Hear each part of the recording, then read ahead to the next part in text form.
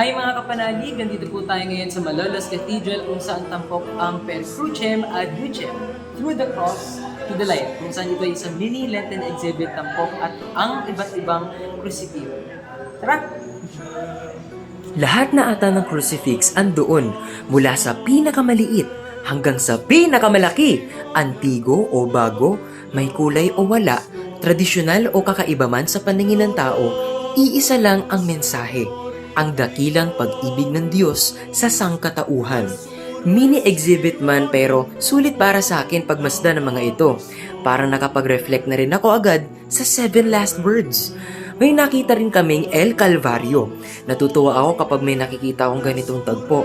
It is sad, pero ito kasi nagpapaalala sa akin sa karosa ng family namin, ang pagkamatay ni Jesus sa krus. Sa paglabas namin sa exhibit ay may nakita pa nga pala kaming cute na karosa. O, karu-karuhan yarn?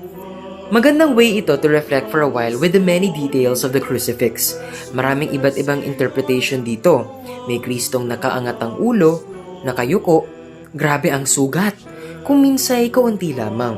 Pero hindi may kakailang ito ang sinapit ng haring naiiba. Haring mapagpakumbaba, haring naglilingkod, haring nag-aalay ng buhay. At dito po nagtatapos ang isa na namang Math Ventures Quaresma Special. Tampok ang Per Crucem ad Lucem Through the Cross to the Light Lenten exhibit dito sa Malolos Cathedral. Have a blessed and meaningful Lenten season mga kapanalig. Laudamus Domine, resurrectionem tuam, laudamus Domine.